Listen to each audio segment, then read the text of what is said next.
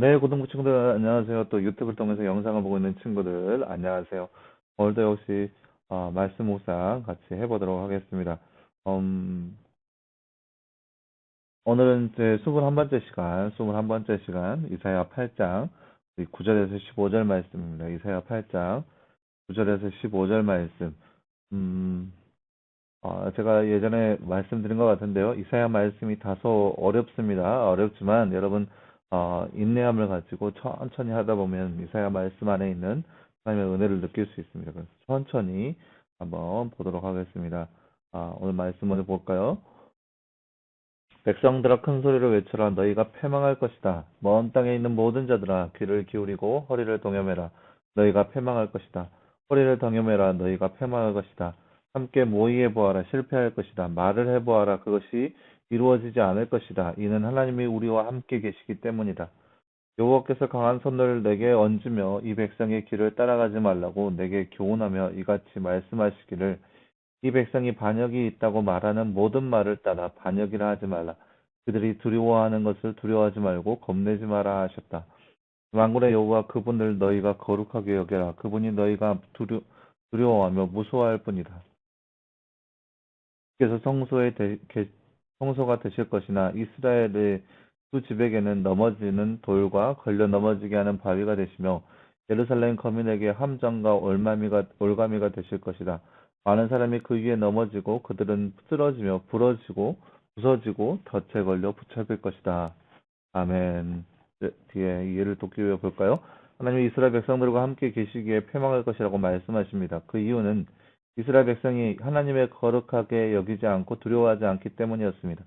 이스라엘 백성들은 하나님께서 다윗과 언약을 맺으시고 그 왕위가 영원히 계속될 것을 말씀하셨기에 하나님께서 끝까지 다윗 왕조와 이스라엘을 지키실 것이라 생각하셨습니다.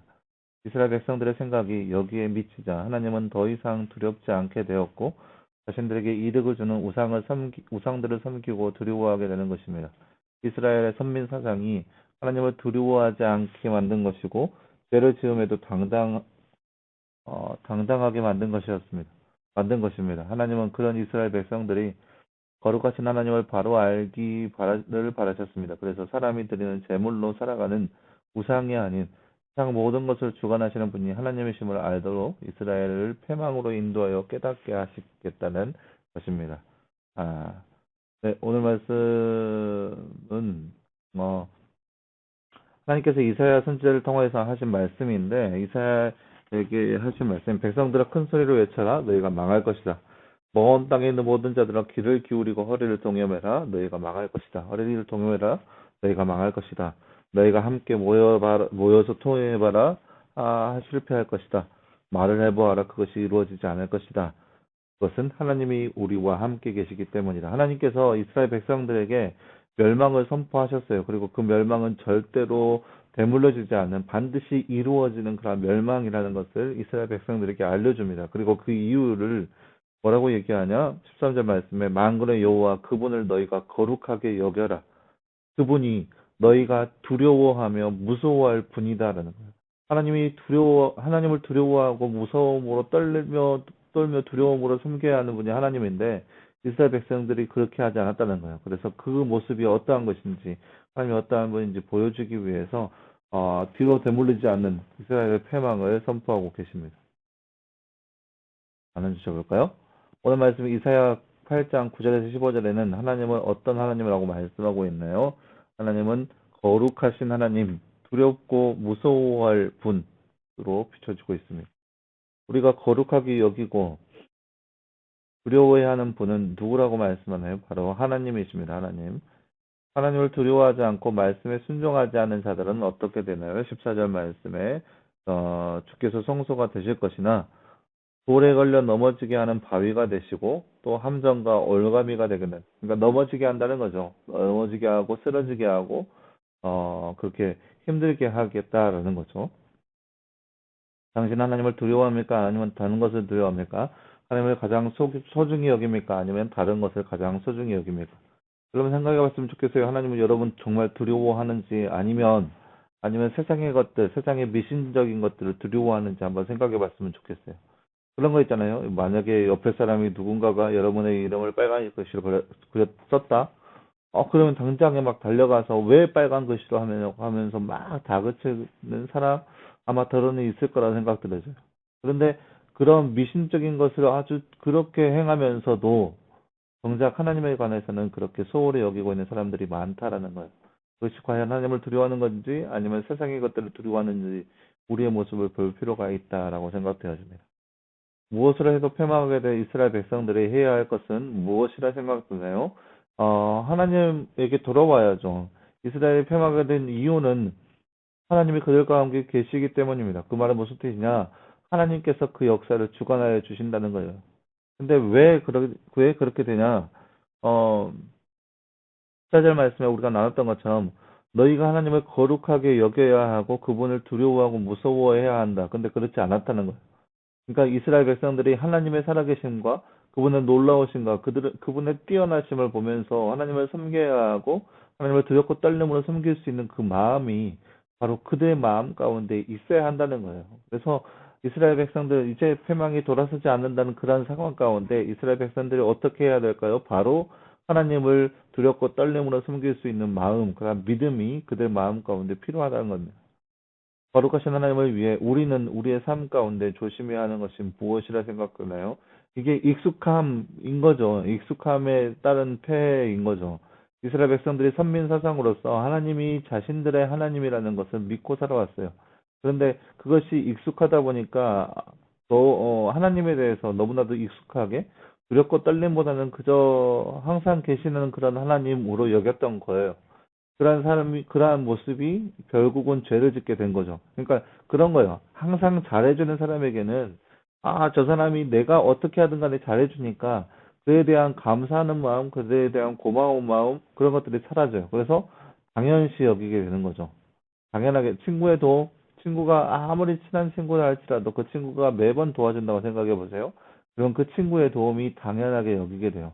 감사한 마음 별로 없고, 왜 이 친구가 계속 도와주지라는 궁금증 없이 그냥 매번 도와주니까 당연하게 도와주는 거라 생각하고 그렇게 도움을 당연시 여기고 마는 거죠. 마찬가지로 하나님께서 함께 계신다는 거, 하나님은 정말 위대하시고 뛰어나신 분인데 이스라엘 백성들이 그렇게 뛰어나신 하나님을 바라보면서 늘 옆에 계시기 때문에 그냥 당연시 여기는 거예요. 그렇다 보니까 하나님을 두렵고 떨림으로 섬기기보다는 그저 하나님 여러 신 중에 신유로 여기게 된 거죠. 그것이 결과적으로 하나님께서 자신이 얼마나 거룩한 것인지 드러내고 있는 그러한 결과를 낳게 된 것입니다. 네, 사랑하는 여러분, 오늘 말씀을 통하여서 이사야 말씀 우리가 함께 나눴는데요. 우리가 나눴던 것처럼 하나님에 대한 익숙함이 그들 가운데 어마어마한 죄를 낳게 되었고, 또 하나님에 대한 익숙함이 그들이 하나님을 업신여기고 하나님을 거룩하게 여기지 않고 두려워하지 않는 그들의 모습을 낳게 되었습니다. 그리고 그러한 모든 삶의 모습은 하나님으로부터 되물러지지 않은 분명하게 임할 패망의 결과를 낳게 되었습니다. 사랑하는 여러분, 여러분의 삶 가운데도 이러한 모습이 없지 않아 있는지 한번 살펴봤으면 좋겠습니다. 이러한 모습들이 있어요. 이 시대를 살아가는 사람 중에서 특별히 모태신앙들을 보면, 음, 하나님을 만나는 감격보다는 그냥 부모님이 교회 가라고 해서, 교회 가야지 해서 교회 가다 보니까, 교회에 대해서 어떠한 것인지 인지하기보다는 그저 의무감으로 가게 되는 거죠. 그래서 교회가 즐겁다기보다는 하나님 만나는 장소라기보다는 마치 뭔가의 숙제를 해야 하는 그런 것처럼 그렇게 여겨지는 장소가 바로 교회이고 예배처럼 여겨질 때가 있다라는 거예요. 그 결과 모태신앙하는 사람들이 대개는 뜨거움도 없고 대개는 그런 감격도 없고 미지근한 그런 삶을 살아갈 때가 더러는 있습니다. 마찬가지예요. 우리의 삶 가운데 여러분 우리의 삶 가운데도 하나님을 향한 그런 미지근한 마음이 있다면 우리는 빨리 돌아서야 해요. 빨리 돌아서서 하나님을 뜨겁게 사랑해야 되고 두렵고 떨림으로 섬길 수 있는 우리의 모습이 되어야 된다는 거죠. 이 시대를 살아가는 우리의 삶 가운데 거룩하시는 하나님을 두렵고 떨림으로 섬길 수 있는 그런 마음, 그런 믿음이 바로 우리 안에 있기를 간절히 소망합니다. 함께 기도하겠습니다. 사랑하는 하나님 감사합니다. 주님, 오늘 우리 말씀을 통하여서 하나님의 거룩하심 안에 하나님을 더욱더 두렵고 떨림으로 섬기지 못함으로 인해서 하나님의 패망의 소식을 받아들이는 그들의 모습을 보았습니다. 하나님, 이 세대 살아가는 우리의 삶 가운데도 하나님을 두렵고 떨림으로 또 거룩하신 하나님을 숨길 수 있는 우리의 모습 되게 하여 주시옵시고 익숙함으로 하나님을 쫓는 것이 아니라 더욱더 날마다 새로운 마음으로 날마다 신실한 마음으로 주님을 섬기며 예배할 수 있는 우리의 모습 될 수 있도록 주님들 우리와 함께 하여 주시옵소서. 이 모든 말씀 감사드리며 살아계신 예수님의 이름으로 기도하였습니다. 아멘.